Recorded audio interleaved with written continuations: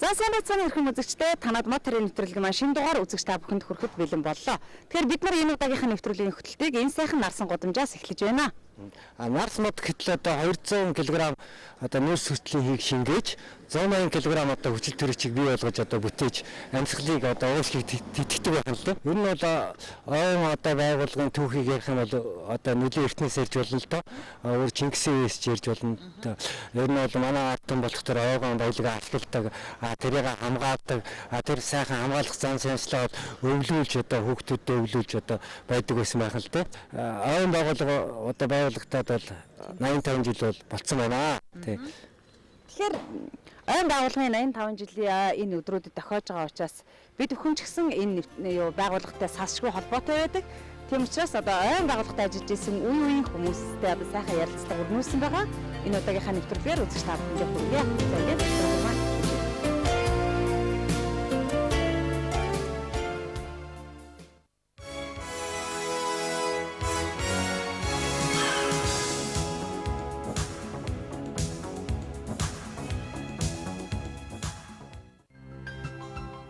Монгол орны ой дэлхийн усны 3 том ай сав хагалбарыг дагаж ургасан байдаг. Гол мөрний усны нөөцийг зохицуулах, хөрсийг илэгдэл эвдэрлээс хамгаалах, уур амьсгалыг зөөлрүүлэх, хүлэмжийн хийг шингээх, амтан ургамал бичил биетний амьдрах тааламжтай орчныг бүрдүүлэх, мөнгө цэвдгийг тогтоон барих гэд экологийн ач холбогдолтойгоос гад ахуйн болон үйлдвэрлэлийн зориултаар ашиглах тодорхой нөөцтэй нөхөн сэргэдэг байгалийн үнэт баялагын нэгэ. Хүмүүс өөртөө материалын баялагийг бүтээх, улс орон эдийн засгаа хөгжүүлэхийн тулд байгалыг ялангуяа ой модыг иргэшээлдээ оруулж захирах, сорчлох маягаар ашиглаж ирсэн юм. Тиймээс энэ ой нөөцийн баялагийг төрийн нэрийн өмнөөс хамгаалах, захиран зарцуулах, хяналт тавих зайлшгүй шаардлага гарч ирсэн юм.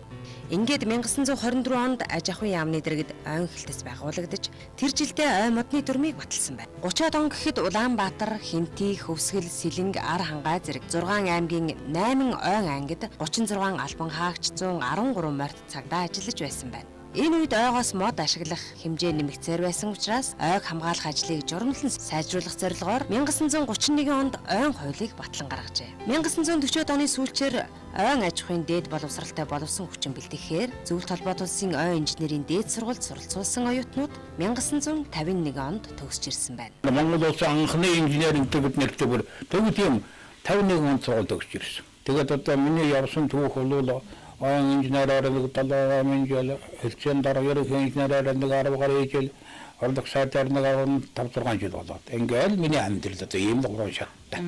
Тэгэхэд манай ойн аж ахуйч нь одоо ядахал байсан даа.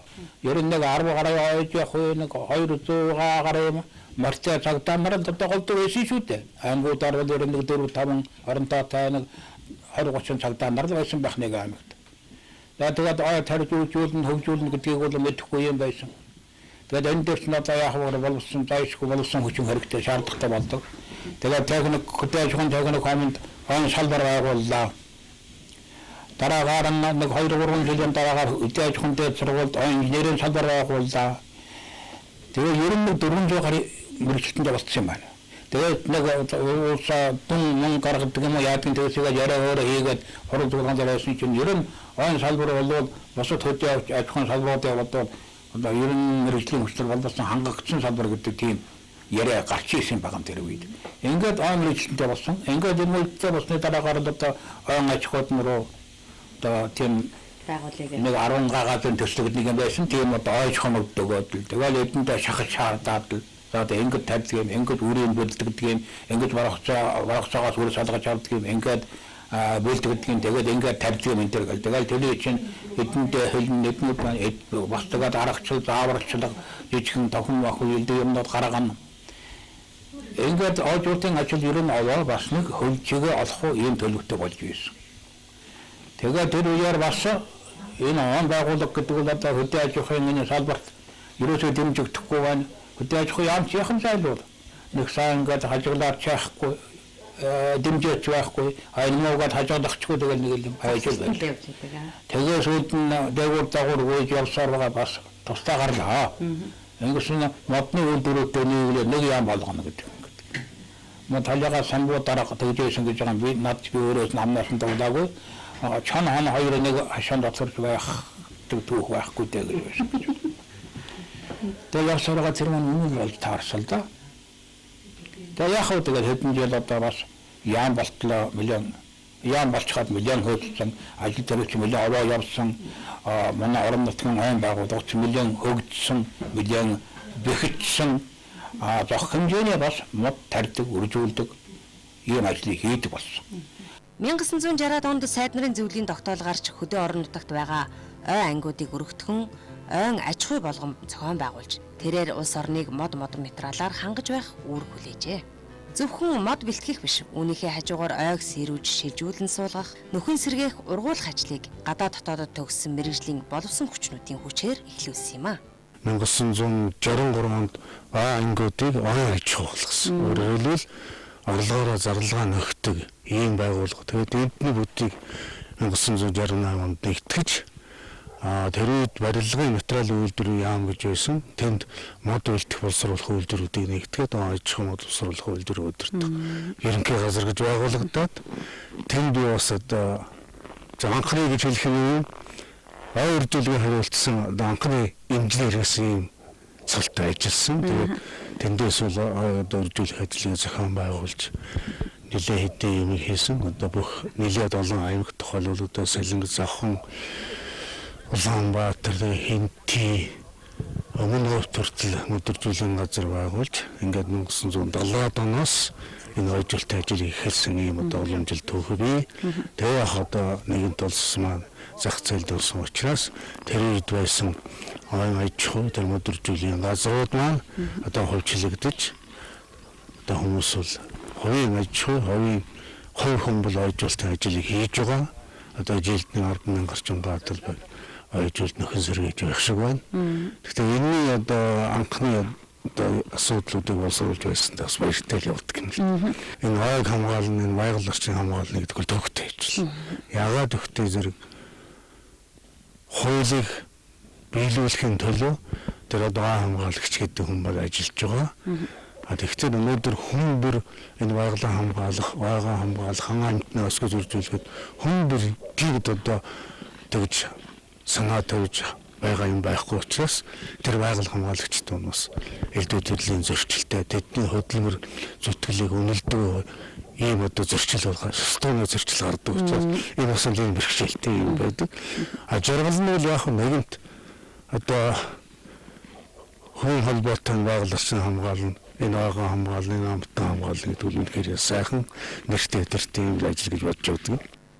1968 онд сайд нарын зөвлөлийн дэргэд ойн аж ахуй мод боловсруулах үйлдвэрийн удирдах ерөнхий газрыг байгуулж 1972 онд ард их хурлын тэргүүлэгчдийн зарилгаар ой модны аж үйлдвэрийн яамыг байгуулсан юм. Тэр үеэс ойн байгууллага бэхжиж Монгол орны ойн баялагийг бүртгэж тоолох, зураглах, хамгаалах, ашиглалтыг журамтай болгох, нөхөн сэргээх ажлыг хийж эхэлсэн байна. Орон нутагт ойн байгууллагууд ч бий болж үйл ажиллагаа нь докторчиж эхэллээ. 72 онд энэ ой модны аж үйлдвэрийн яам болсон. Тэр үед бол одоо нэг сайттай 2-3 орлогчтой нэг нь мод боловсруулах бэлтгэх үйлдвэрээ хариуцдаг.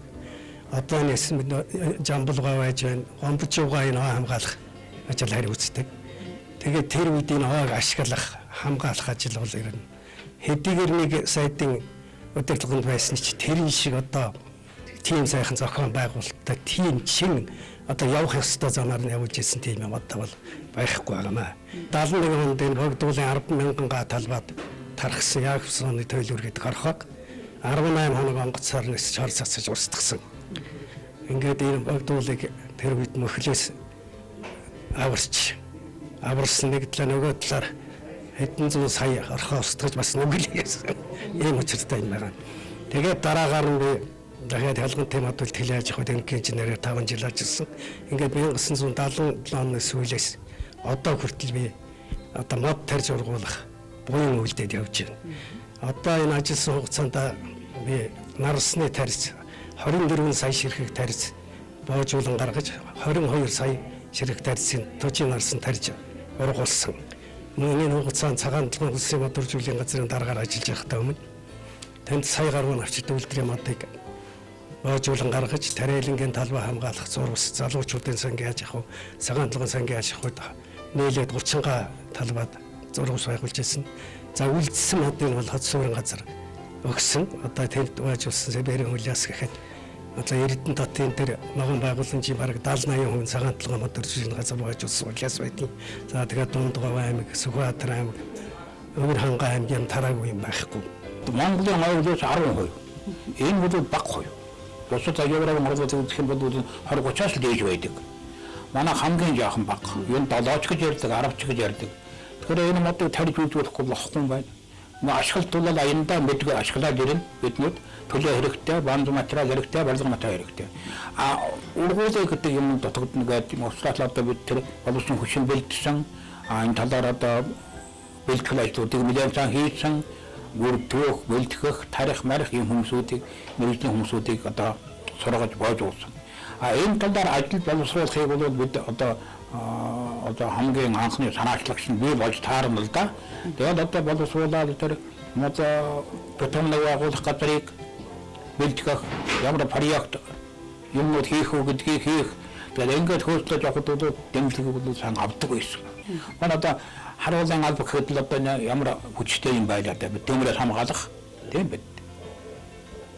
Хартантай тэмцэх гэдэг л одоо янзын асуудал зөндөө яригддаг байсан. Ангос Монгол захиалах, хор захиалах гэж зөндөө юм байдаг. Эний тухай урдан дэмжиж одоо их л сайн хөдөлгөөн төрөөс юу юм. Ер нь аны салбар бол миний анх ажиллаж байсан үеэс бол дандаа ахин дэвчих, дандаа сайжрах, дандаа шинэ юм бий болох талдаа явж ирсэн. 82-аас 86 он бол эрчимтэй хөгжиж, ер нь энэ аж ахуй бол бас нэг бий болсон.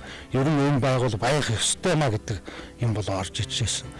Энд чи аймаг болгонд аж ахуй анги байгуулагчсан. Тэгээ бүгдээрээ хажуудаа мод үржүүлэн газартаа өөрснийхөө хэрэгцээний модыг тарьчдаг, үржүүлчдэг. Яг тарьж сурж эхэлж ирсэн.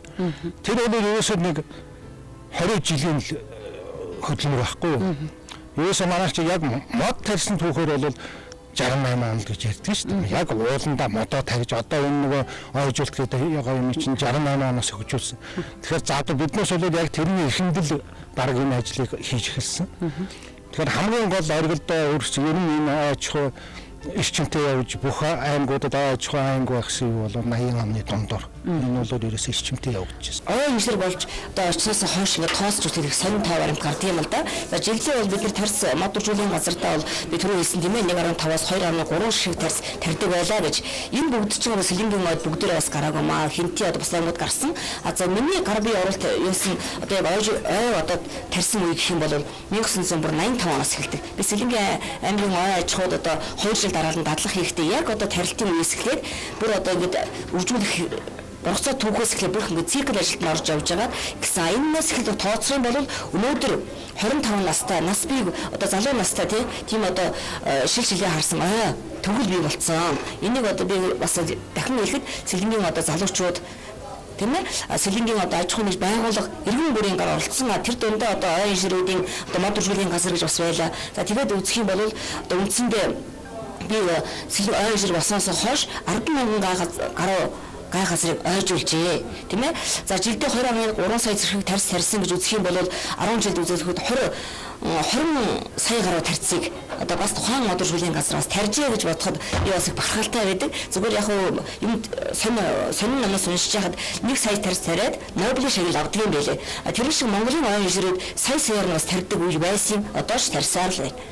1990 он гэхэд ойн байгууллагын бүтэц төв орон нутагт алдагдаж, орон нутгийн ойн аж ахуйнууд хөгжлөгдөн, нэгдсэн бодлого боловсруулан хэрэгжүүлж чадахгүйд хүрлээ. Зах зээлийн түвээнээр ойн модыг хууль бусаар огтолж ашиг олох хэрэгсэл болгон сүйтгэж, Монгол орны ойн санд ихээхэн хохирол учруулсан.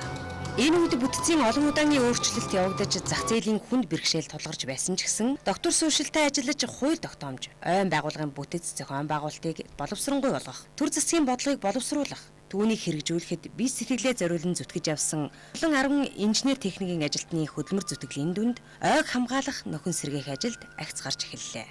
Энэ 80 оноос хойш манай мод үржүүлгийн газар бол юу ажиллаж байгаа нэг 6,000 га талбайд ажил тарьж байгаа. Энэ хугацаанд бол нийтдээ нэг 15 сая гаруй мод үржүүлгийн газартаа тарьж ургуулж ирсэн. Нийтдээ 6,000 га талбайгаас бол нэг 1,300 га талбай нь бол төмөрд өртсөн. Энэ нь голцоо нөгөө 80 оноос 1981 оноос 90 он хүртэлх талбайнууд бол их дандаа ойн санд голцоо хүлээлгэж өгөхд бэлэн болсон талбайнууд голцоо төмөр дүрдсэн ба яг 90 оны үед бол нөгөө нэг засгийн юуны нөгөө шинжилэл тэр үед бол нөгөө мод их бэлтгэж нөгөө хаашаа урах их гаргаж ирсэн үед бол тэр үед бол нийлээд таримал айнууд бол юунчилжсэн ба төмөр дүрдсэн байгаа. А нийтээ одоо нэг 4000 гаруй талбай бол одоо ургаж байна. Энд бол нэг 12 сая мод бол одоо ургаж байна. Энээс үлээд бид нар 1227 га талбайг бол улсын ойн санд хүлээлгэж өгсөн байгаа. Нэг үе зах зээлд ороод хүн болон хөрөөс хөө бариад орж исэн үед ойг бол сүйтгэжсэн. Тэгвэл бас хүний гараар сүйтгэсэн нэг эргээд одоо сэргээж чаддаг юм аа гэдгийг харуулж чадсан нэг жишээ гэж боддог. Энд бол ганцхан одоо сэлэнчүүд бид биш бүх одоо аймаг орон нутаг бүх монголчууд одоо гар бие оролцсон одоо урлаг соёлын ахмад зүтгэлтнүүд тийм ээ. Одоо ер нь одоо нэртэй хүмүүс одоо маш их одоо энэ үйл ажиллагаанд идэвхтэй орсны үндсэнд урдунд тужийн нарс бол маш сайн сэргэн ургасан. Тужийн нарс бол тужтай одоо ой болоход бэлэн болсон.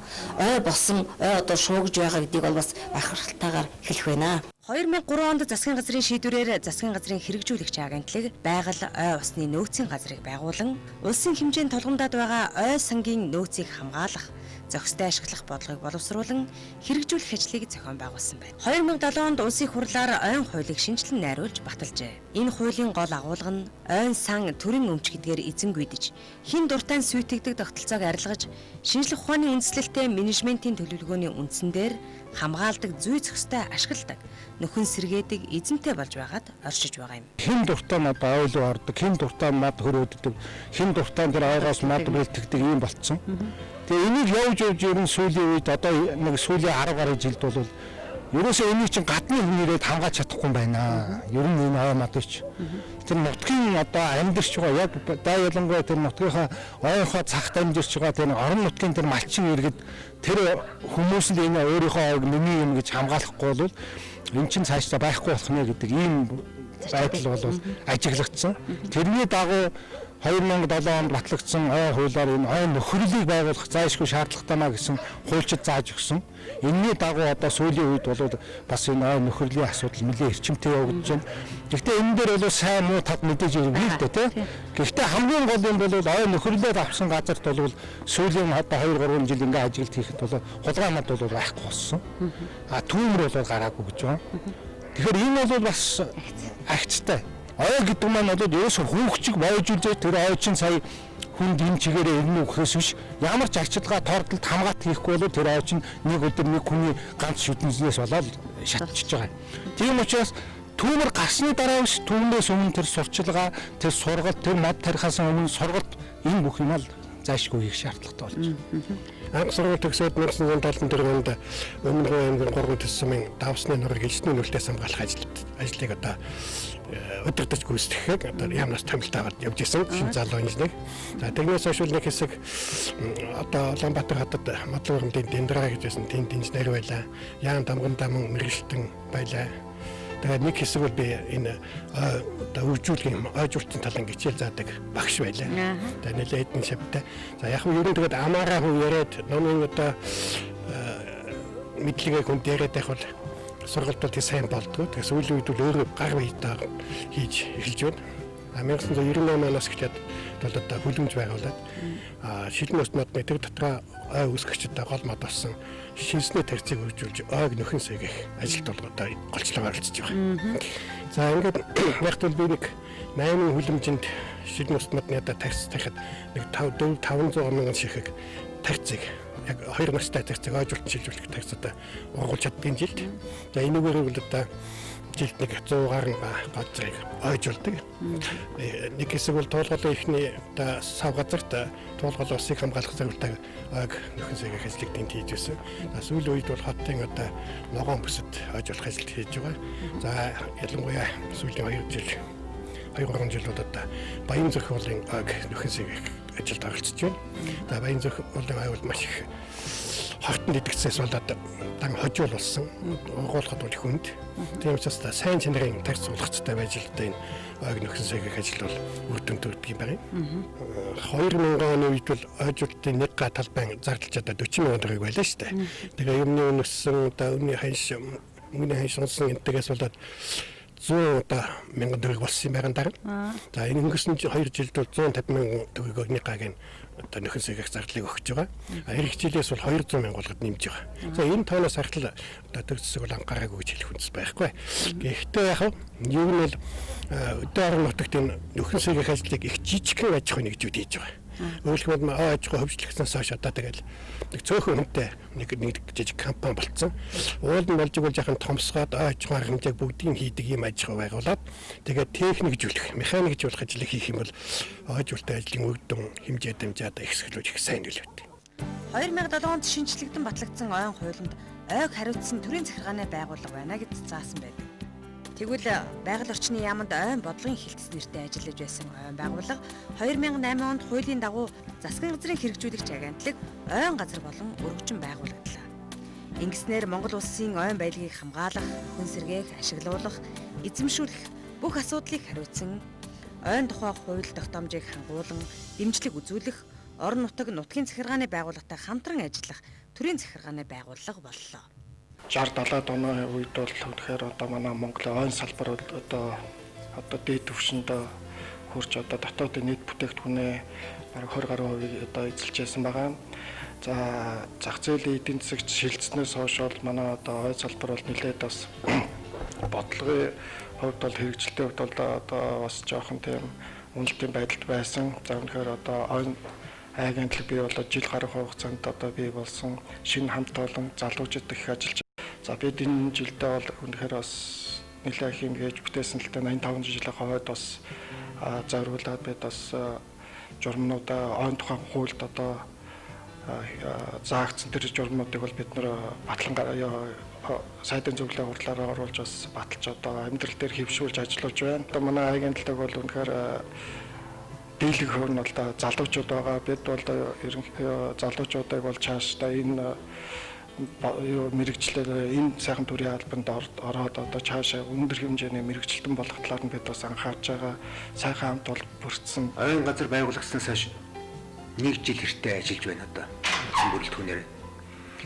Энэ хугацаанд бол бид их олон ажлыг хийж гүйцэтгэлээ л дээ. Ойн тухай шинэ хуулийн заалтанд орсон журмуудыг үндсэнд нь боловсруулж, баталгаажуулж дуслаа. Одоо мөрдөж эхлэхэд бэлэн болсон. За нөгөө талаар ой бүхий аймагуудын улсын менежментийн төлөвлөгөө, ой бүхий аймагуудын менежментийн төлөвлөгөө, мөн сумдын менежментийн төлөвлөгөөг баталж тэднийг одоо мөрдөж ажиллахад бэлэн боллоо. Ой менежментийн төлөвлөгөө гэдэг үндсэндээ тухайн аймгийн, тухайн сумын ойд энэ ойн аж ахуйтай холбоотой ямар арга хэмжээ явуулах ёстой байна вэ? Тэр ойрхон төлөв байдал нөөц баялагын хэмжээнд түшиглээд нутгийн иргэдийн бас сонирхол тэднийг хэрэгжүүлж байгаа, тэдний эрхэлж байгаа үйл ажиллагаатай нь холбогдуулж ингэж тооцсон төлөвлөгөө байдаг. Энэ төлөвлөгөөг одоо боловсруулад батлна гэдэг нь тухайн аймаг, тухайн сум цаашдаа ойн талаар хэрэгжүүлэх үйл ажиллагаа тав тодорхой боллоо гэсэн үг байна. 2010 оны төсвөөс эхлээд бид ойн хортон шавьчтай тэмцэх үйл ажиллагааны төсөв зардал бол маш их нэмэгдсэн. Үнэхээр энэ ойн хортон шавьжуулах хөнөөлтөө бид тодорхой хэмжээний төсөв зардлаа жил болгон хийдэг тэр нь хүрдэггүй.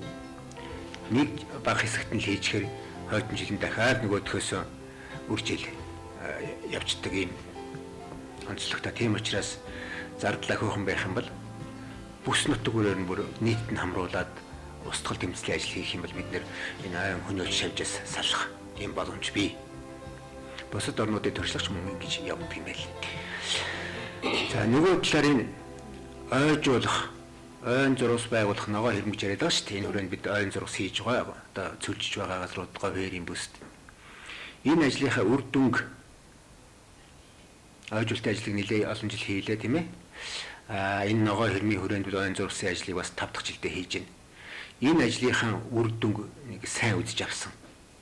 Цаашдаа юу хийх, ямар ажил зохион байгуулах хэрэгтэй юм бэ? Ямар бодлого, зорилт тавих шаардлагатай байна вэ гэдгийг тогтоож авсан.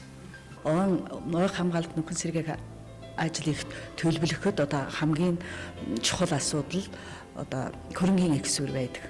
За манайх бол Көрөнгийн их сүвэр гэхээр анх 1957 онд ойгоос мод бэлтгэж ашигласны төлбөрийг улс орон нутгийн төсөвт оруулж энийг л одоо ойг хамгаалах нөхөн сэргийг харах хэмжээний Көрөнгийн их сүвэр болгож зарцуулж ирсэн. За энэ бол анх одоо Орос орны энэ төлбөр гэдэг маань одоо гожин гэдэг нэртэйгээр ард иргэдэд одоо түгэсэн гожин гэдэг нэртэй ард иргэд одоо мэддэг байсан. Гожин гэдэг нэр нь бол тэр үед л тэр төлбөрийн асуудлыг одоо манад ирээд л нэвтрүүлж байсан Оросын Кожин гэдэг хүний нэрээр л одоо ард иргэдэд түгэгдсэн байдаг юм аа. За энэ гожингийн төлбөрийн асуудал бол төлбөрийг бол бид одоо модны төрлөөр тэгээд бүсэлүүрээр ялгууртаа тогтоож ирсэн. За 1967 оноос эхэлж одоо ойг нөхөн сэргийг арах хэмжээг гожингийн 15-30% л одоо төлөвлөж энэгээр л одоо хийж ирсэн юм аа. Ойн хуулийг шинчилж энэ ойгоос мод бэлтгэж ашигласны улс орон нутгийн төсөвт орж байгаа ойгоос мод бэлтгэж ашигласны төлбөрийн 70 орчим хувийг одоо ойг нөхөн сэргийг хамгаалах арга хэмжээнд зарцуулдаг болсон. 2000 онд энэ маань шинчилэгдэж ер нь нийт 85%-ийг ойг хамгаалалт нөхөн сэргийг арга хэмжээнд зарцуулаад явж байгаа. Нөхөн сэргийн асуудал бол асар их хөрөнгө шаардлагадж байж л одоо нөхөн сэргийнээ сүүлийн үед л одоо дуулаар л элсний нүгэлд гэж одоо энэ байгалийн суурь үзэгдлүүд л их хэмжээгээр гарч байна. Тийм учраас одоо нэлийн их хэмжээний хөрөнгө гаргаж байж л бид нэр ойгоо хамгаалж нөхөн сэргийж чадна. Монгол орны айн үцийг бууруулж байгаа нэг 2-3 гол хүчин зүйлийн нэг нь айн хүнээлж хавжийн тархалт байна. За энэ тархалтыг аль болохоор бууруулж хор хөнөөлийг багасгах айн сангийг айн хүнээлж хавжаас болж бууруулахгүй тал дээр бол хамаг анхаарлаа төвлөрүүлж ажиллаж байгаа. Яг айн газрын хамгаал албанд ирээд бол ерөнхийдөө жил орчим болж байна. За энэ хугацаанд бол 9 хонд айн хүнээлж хавжтай тэмцэх ажлыг 83100 гатал бат зохион байгуулж явуулаад байна. За үүний ер нь 60-аас 70% нь онгоцоор агаараас тэмцэх ажлыг зохион байгуулсан хэлбэр гол ажлыг хийж гүйцэтгэж байгаа. Хуучин хийдгээсээ бол ер нь арга технологийн хувьд бол илүү сайжирсан технологийн хувьд дээрээс нь хамарч байгаа талбай хэмжээ хувьд ч гэсэн хийх нэмэгдсэн жил болсон энэ жилийн хувьд. Ойн байгууллагын 85 жилийн ой болж байна. Энэ ойн салбарт ажиллаж байсан ахмадууд одоо ажиллаж байгаа ойчид ирээдүйн ойчид оюутан залуучууд бүгдд нь ой тайртай бүх монголчуудаа ойн байгууллагын 85 жилийн ой мэндийг дэвшүүлж байна. Монгол орны минь ой хорогдох учиргүй. Цаашдаа ойгоо улам марвжуулж одоо битүү ногоон ойтой ийм болох зорилттой хамтдаа хэрэгжүүлэх болно гэж найдаж байна. Ойн байгууллага Монгол улсын ууган байгууллагуудын нэг ээ. Хөгжлийнхэн замд олон удаа унаж босч явсан ч гэсэн ойчдын олон жилийн хүч хөдөлмөр, чармаалт ирмэлцлийн дүнд ойн байгууллага 85 жилийн ойн өмнө босгож авсан нь томоохон үйл хэрэг боллоо гэж ойчид өгүүлж байна. Хүмүүс бидний ногоон уушиг болж байдаг ойг тарж ургуулдаг үе үеийн ажилсаг ойчдоо 85 жилийн ойн мэндийг хүргэе.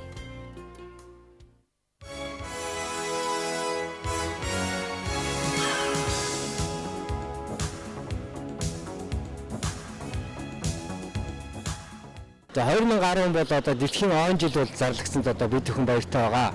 За 2009 онд бол манай нэвтрүүлэг бол нэлээд олон сурвалжуудыг бол бэлтгэж явуулсан. Энд бол ойн одоо талын ойлголт, ойн байдлыг хэрхэн ашиглах, ойн зохион байгуулалт, ялангуяа экологийн одоо боловсрол болох одоо сурвалжуудыг бэлтгэсэн байгаа. За энэ сургалтуудаа 2010 онд улам өргөжүүлж одоо та бүхэндээ хүргэх болно.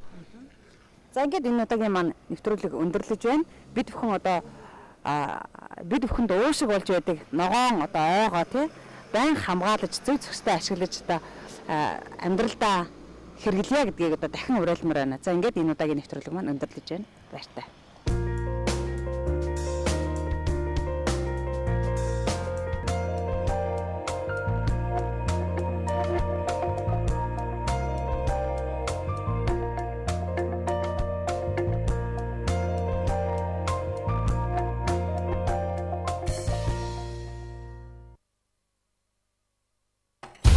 Монгол улсын иргэн бүр байгалыг хамгаалж мод тарих үүрэгтэй.